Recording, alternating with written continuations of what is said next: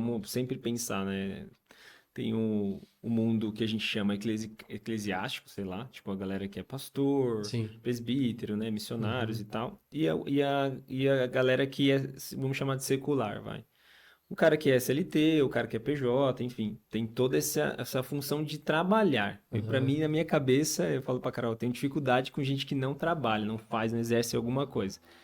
Eu falo, Deus, me ajuda, porque talvez o Senhor chamou alguém para fazer assim, chamou alguém para ser assim, mas eu não consigo conversar. Eu acho que essa pessoa tá tipo, meu, você tá dormindo, você tá a passeio aqui, não é possível, né? A vida não tá ganha para ninguém, Não. independente de quem seja. Então você tem que ser útil na Terra. Então, olhando para essas duas áreas, tanto a eclesiástica quanto de secular, as pessoas elas têm que entender assim, elas sempre estão querendo alcançar, eu quero, sei lá, subir, quero crescer, quero fazer uma coisa maior e tal. Pelo menos eu Uhum. sempre me pego pensando isso. E se você for analisar, se você não está num lugar maior, você não está preparado ainda. Você não se preparou, não está ainda o suficiente. Se acontece uma mudança rápida, você percebe naturalmente que você não estava preparado. Uhum. Eu vejo, assim, às vezes Deus me mostra algumas coisas, eu passo mal, assim, literalmente. Eu falo, não, né? Aí eu começo a ficar, assim, ansioso, começo a ficar meio pensativo e tal, e a Carol fala, tá tudo bem, tá tudo bem. Mas assim, Deus tá me falando onde Ele quer que eu esteja, eu vejo isso claramente, só que eu falo, meu, como que eu vou dar conta disso? E aí eu percebo que eu sou dependente. E aí Deus começa a me ensinar. É a minha forma, é a forma que o meu pai, né, Deus, que é o mesmo de seu, mas é a forma que ele trata comigo. Cada um ele vai tratar diferente. Mas a história de processos, como você falou, cara, é para todo mundo. Para todo mundo. Todo mundo Exatamente. você tem que se perguntar, cara, para quê? Deus, para que eu tô Exatamente. passando isso? Já me conta que se você é um cara que quer aprender rápido, você fala, não, aconteceu tal coisa, então já vou entender qual que é o que Deus quer me mostrar, né? Então, assim, que nem eu jamais, quando a gente veio de Uber pra cá, eu falei que eu não ia falar a marca, mas tô falando várias vezes, tudo bem. É, quando a gente veio, não adianta eu achar que isso é uma coisa assim, do acaso. Você me perguntar sobre o podcast, saber que você é cristão. Não, Deus, o que que o senhor quer? Quer que eu chame ele pra gravar? Então vamos chamar.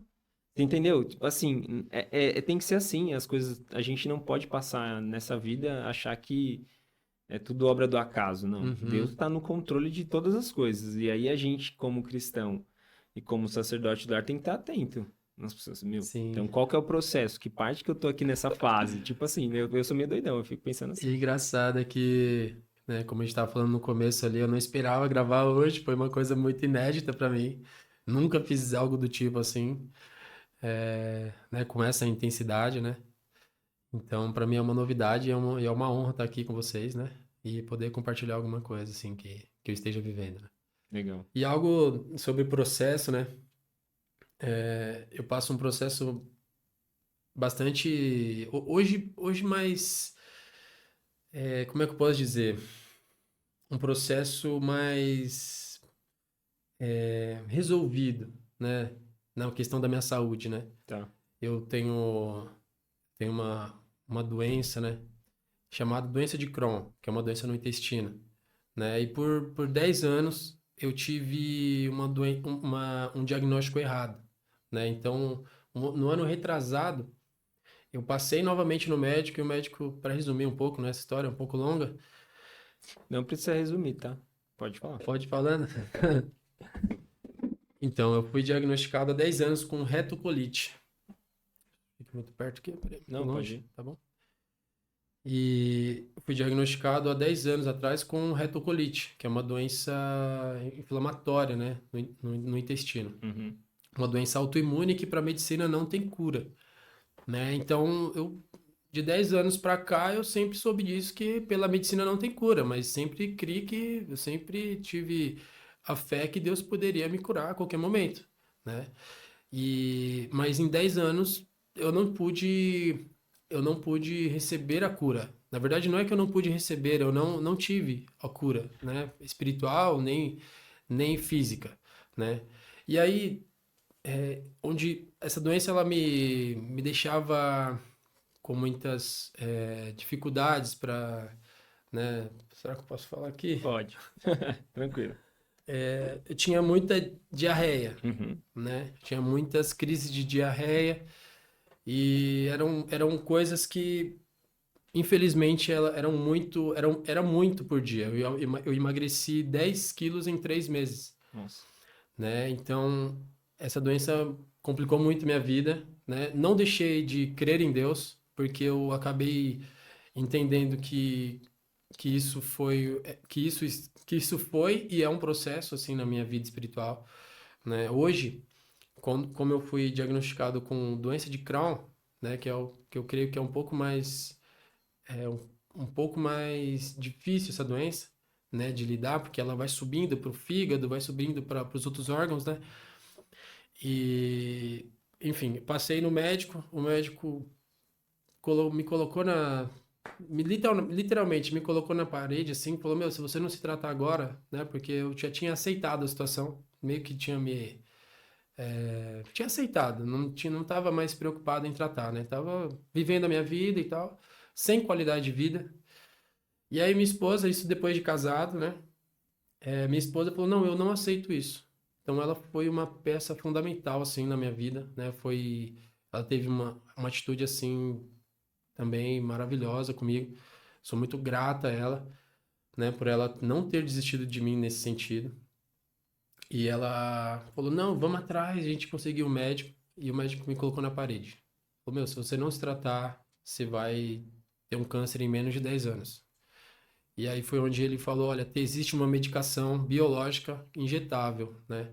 Onde você vai aplicar, você mesmo vai aplicar em casa. Essa, essa, essa medicação, ela é oferecida pelo SUS, né? Disponibilizada pelo SUS. E ele falou, a próxima vez que você vir, você já vai vir com os documentos, a gente vai fazer o papel e você a medicação. E, cara, eu não tinha qualidade de vida nenhuma. Eu não poderia ir no shopping, eu não poderia ir em qualquer lugar, né? Eu saía do Uhum. lugar, infelizmente, eu tinha crise de diarreia e se eu não tivesse um banheiro por perto, eu ia na roupa mesmo. Uhum. E a última vez que aconteceu isso comigo, né? Hoje eu tô bem, graças a Deus, né? Como não terminei de falar, né? Hoje eu pego as injeções pelo SUS, né? Aplico uma a cada semana. E isso tem me ajudado, é uma medicação biológica, né? Mas onde eu quero chegar com tudo isso, né? Que a última vez que aconteceu uma crise comigo, de diarreia, né, de dificuldade nesse sentido, foi onde eu perguntei para Deus. Foi a única vez que eu perguntei para Deus. Antigamente eu só aceitava, não, é isso mesmo, acabou, né, vou viver assim Eu achava isso, que ia viver assim pro resto da vida. Mas a última vez que aconteceu, eu falei, Deus, por que isso? Para que isso? E eu não consegui me conter, e chorei, orei ali no carro. E aí ele falou dentro de mim, né? Uma voz assim que veio por dentro, tem um propósito. E aí aquilo me confortou, sabe? Tipo, eu confiei naquilo. Só que o engraçado é que o propósito, você precisa viver processos. Para viver o propósito, você precisa viver processos. E o propósito, ele não fala muito daquilo que Deus quer fazer por você, mas aquilo que ele quer fazer em você. Uhum.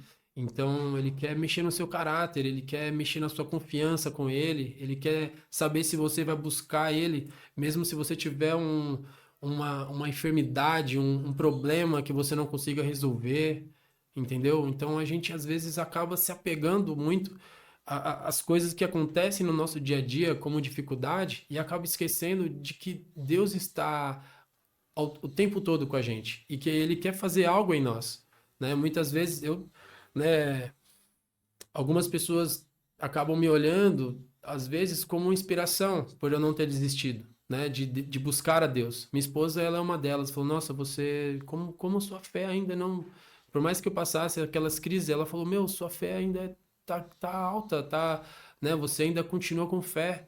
Eu falo: "Meu, eu não posso deixar de buscar a Deus por causa disso". Né? Eu não posso buscar a Deus por aquilo que Ele quer me fazer, por aquilo que Ele pode me dar, pela cura, por uma bênção, enfim, por prosperidade, né? Aí você tem diversas coisas que você pode buscar a Deus, mas é mais por quem Ele é do que pelo que Ele pode nos dar, porque Ele já nos deu tudo, né? Jesus no madeiro, Ele foi a maior oferta de Deus para a terra, né? E se a gente olhar para isso, a gente vai ter os olhos na eternidade, não mais nos nossos problemas, né? E ter a certeza de que nenhum sofrimento aqui se compara com a glória que há de vir, Amém. né? E a gente precisa ter os olhos nisso. Então, graças a Deus, dentro de mim, eu não aceitava aquilo como algo assim, ah, não, Deus me esqueceu. Não, eu não pensava assim. Eu falava, não, se Deus quer que eu viva assim, eu vou viver assim. Mas, lógico, tá errado. Eu creio que Deus não queria que eu vivesse assim, né? Ele queria me ensinar algo com aquilo. E hoje eu faço tratamento, estou muito bem, graças a Legal. Deus, Glória a graças Deus. à minha esposa que não desistiu de mim, né? Por mais que às vezes a gente desista de algumas coisas nossas, tem outras pessoas que estão ao nosso redor que não, né, que não aceitam a nossa condição e ela vai buscar por nós, né? Vai ter mais fé ainda que nós para buscar algo que é importante para nós, né? Como a saúde é algo muito importante. Então isso foi fundamental para mim, né? E fala muito de processo.